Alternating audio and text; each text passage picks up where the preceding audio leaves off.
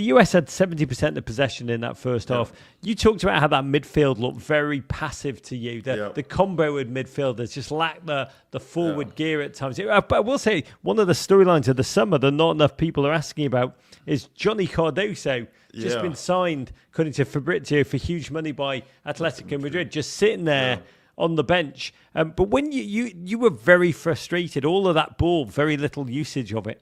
I mean, when we were texting back and forth during the game, I mean, for me, it's too much side to side and back. We need people breaking lines, whether you're driving with the ball or even playing forward through, trying to play through those pockets. I didn't see enough of that. It felt like people were playing a little bit too safe. But once we got that goal in the second half from Max, a ball from Tillman into Ajiman, back to Tillman that played to Max, who had a great finish there. It looked like we were going to go on and got that confidence to do something. And then I just, for the life of me, how you gonna let one guy split two of your defenders and create that opportunity against the run of play? You would not have been pleased if you were in that locker room, would you? Bro, it changed the whole game. And from that moment, we had a few chances, but Costa Rica, they built into the game. And when they hit the post, if that guy would have had any spin on the ball, it's curtains. Oh my God! He hit it in the middle and it knuckled instead of spin. We were staring at the abyss for a second, Eklund. We were howling at the abyss. I mean, the Max Austin redemption arc. What happened? Because that moment was brilliant. That was within 2 minutes of coming out of that locker room. I don't know if there was a Pochettino hairdryer or what it was, but that was a stunning moment of football. Tillman spreading it wide. Max Austin just sweeping in low, sweet, true.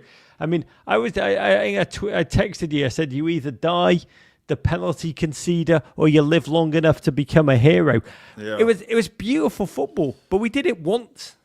There wasn't enough of it. We are capable. I mean, for me, I like to see Ajiman doing a better job of holding the ball up. I think he does a great job of getting into those dangerous areas. And then it's like, all right, let's bring other people into play. There's too many times you would lose it, right? Get your position, hold people off, pass, and then try to get it again, right? There was too many times. But at the same time, he fought hard, and he's raw, and we knew that. I just hope that he's able to learn from some of these moments. He had a part to play in the build-up to the Max goal by doing the combination with Tillman. I'd like to see a little bit more of that, a little bit better hold-up play, being a little bit more reliable and keeping possession, and allowing our midfield to get more involved in the game. Yeah, I mean, Costa Rica, we need to recognize this. We're on the ropes in this moment. Just an incredible save from Navas, kept out Richards from a set piece. Austin hit a misplaced cross off the bar. Costa Rica, I think in 9 attempts, had never beaten the US at this tournament.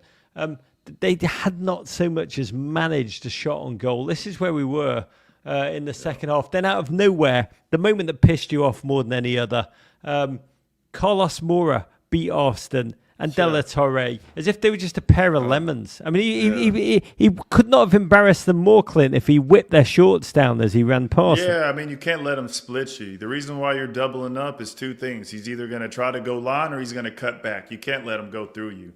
So you go from that moment of giving up the penalty, then you go to like getting it back by getting the goal, and then you have that moment again. So hopefully we're learning from these moments and not putting ourselves in these situations again. But yeah, it's definitely frustrating to watch. I mean, it was very frustrating. They sliced in, smashed it off the keeper, picked up his own. I think they call it in the WNBA, he got a me-bound off the goalkeeper and then slipped it on to Martinez, who stabbed him. It was like a footballing rope-a-dope because suddenly Costa Rica, we wanted a response. We did not get one. Honestly, our US boys were suddenly the ones who were shocked, who were cowed. Costa Rica were emboldened down the stretch. I mean, Martinez, that bullet, you've already nailed it. It was a Clint Dempsey snipe shot, Freese beaten, the ball thumped off the post. What was the scene like in the Dempsey house in that moment? Oh, everybody was like, we felt like Freese felt,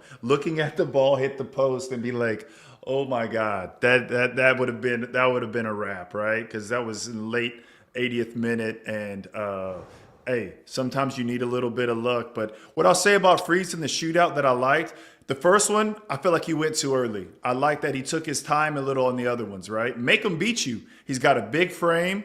He stays on his line. Make him beat you to the corners, right? Don't go early. There's no need to go early, right? And I just thought he did a great job of being a dominant presence in there. He guessed right on a lot of occasions, got his hand to a few. But some of those big saves he made, man, he's the man of the match for sure. He read it. He read those penalties so well. I want to talk. I do want to acknowledge John Strong said earlier in the comms, if the Costa Rican penalty had been an inch to the left, Matt Freese would have smothered it. If the US penalty had been an inch to the right, Tillman's penalty, it would have gone in. But man, if Martinez's shot had been a millimetre to the left, we would not have been alive to make it to the final whistle. Sometimes it is luck that keeps you alive. It did feel like one of those movie scenes where we were about to be, taken out and the gun jammed. It was like genuinely a reprieve, and we held on. I've got to say, you said it already. It's tough to watch, man. It is. I'm not saying it's a chore to watch the United States, but this summer, I think it'll be remembered as one where we wasted an opportunity to begin to convert new fans. You know what's great, though, is we're feeling like this right now, and guess what? It wasn't the most packed stadium, but it's better. It was a better crowd for the game. There's more energy building. You know what I'm saying? That's a positive, and I'm starting to believe again in this team. They didn't play their best football, but they fought hard, and there were some quality moments there. There were some glimpses. And I'm optimistic, man. I think. I want to ask you about that. I do. I want to ask you, and I'm going to save it till we get to the penalties. But I do want to ask you: we can still win this thing. That's the. Yes. We have a reprieve. We are alive. Yeah. We live. We're still in this thing. And I do want to get your read on that because it's so bloody important. But the penalties, break them down with me. You've experienced penalty shootouts in your career, and I do think it's important for a second because we watched Canada lose by them. We watched the US win today.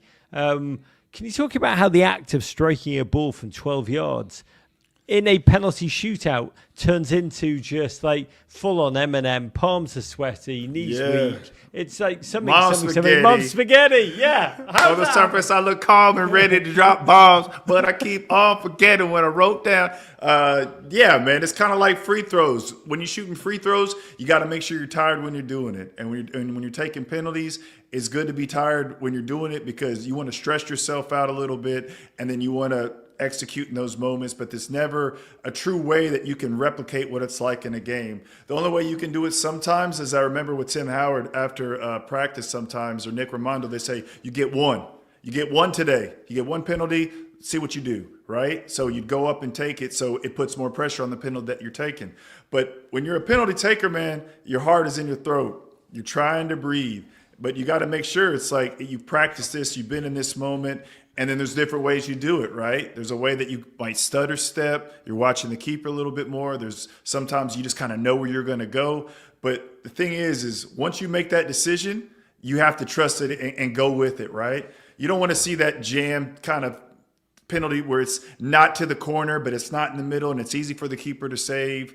And you got to mix it up. You got to look at the keeper and see how he is. If he's someone that's moving a lot, down the middle is a good way to go. That's why I was surprised that Carvalho did that, because Freese, he wasn't guessing anymore.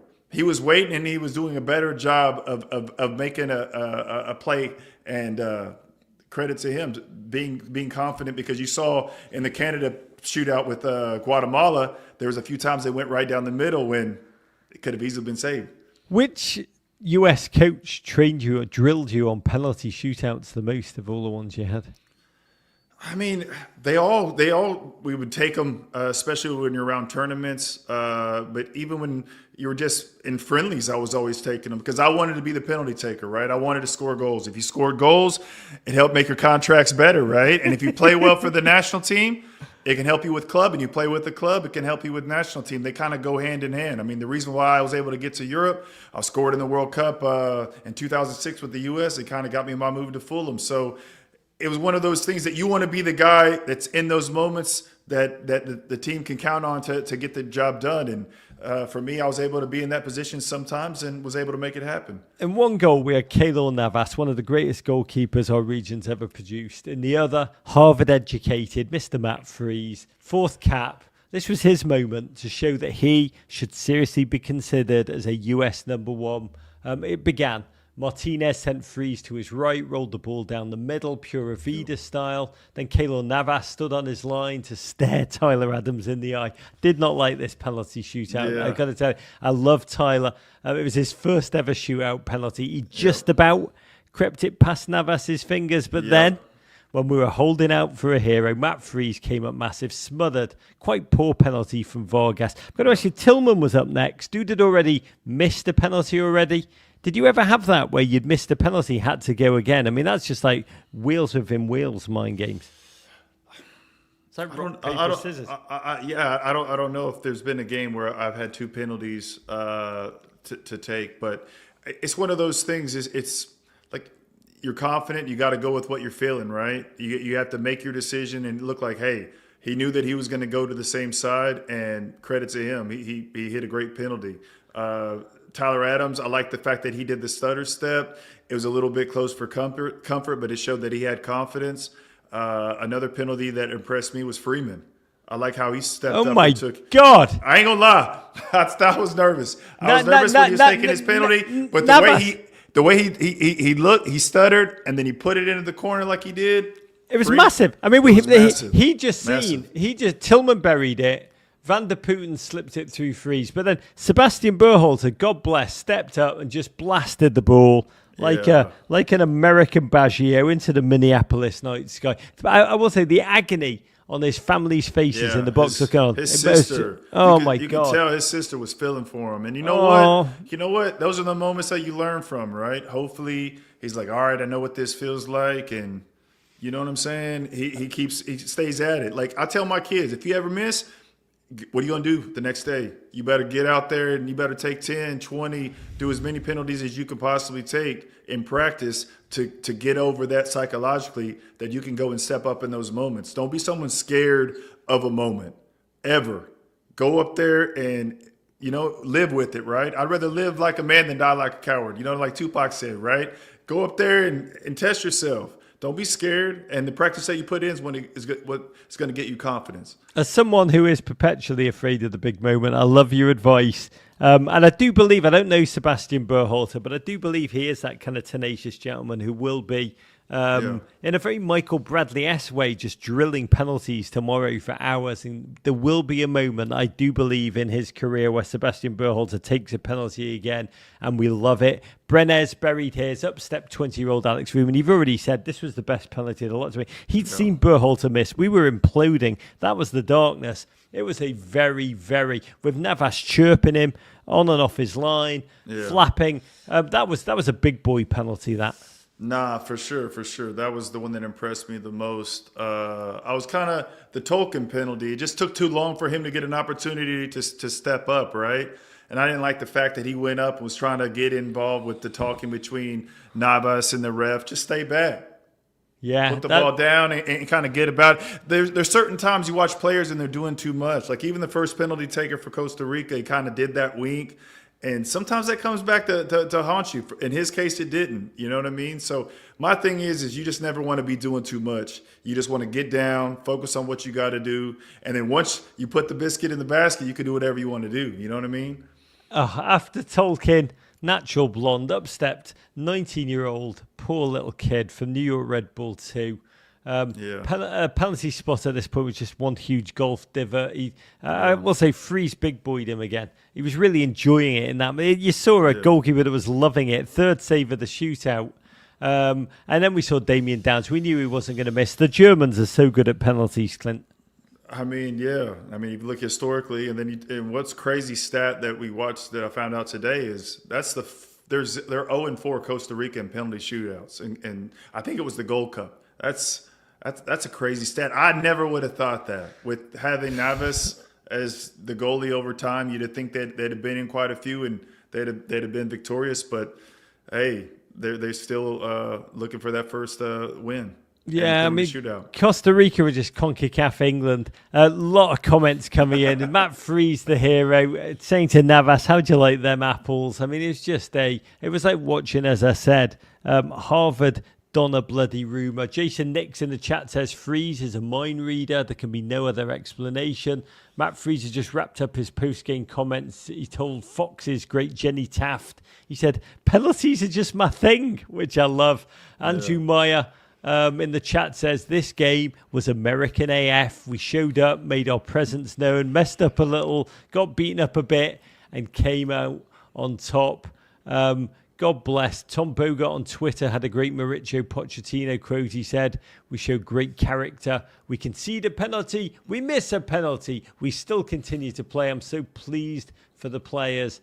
They deserve all the credits. The good news is we're still alive. Just Guatemala away. We live, Clint. US could still win this thing. I do need to ask you, what has to change? And we watched Guatemala against Canada today. We both admired them deeply. Real collective fight and football. But what has to change for the US to really do what we want to do, which is to make naysayers of us all and win this bloody thing? Yeah, I mean, I just think we got to do a better job of creating more chances in the attacking third. I think playing with a sense of urgency is going to be important. Once you kind of start getting into the second half, the team that's the underdog starts thinking, hey, we can get this to penalties and have a chance to do an upset. You know what I mean? So I think it's easier said than done, but try your best to get an early goal and rely on your subs. Know that, hey, empty the tank and somebody else can come up and step in. And like you talked about, do we make changes in that central midfield? Do we bring Cardosa in to mix things up maybe? But still, I mean, Tillman has been the light so far for me for this U.S. men's national team and the way that he's played. And Freese, another great performance from him, especially after conceding the goal the last game in the way that he did. Just the way he performed tonight, thought he put in a solid performance. So, yeah, I mean, that was a massive performance. So this could be narrative changing for him the moment when we start to take his possibility seriously. I give huge credit to Matt Turner. You nailed it earlier, Clint. Yeah. When Diego Luna scored, Matt Turner was first off the bench. Delirious. Absolutely. Yeah. His face was really, really beautiful. I've got all the respect in the world.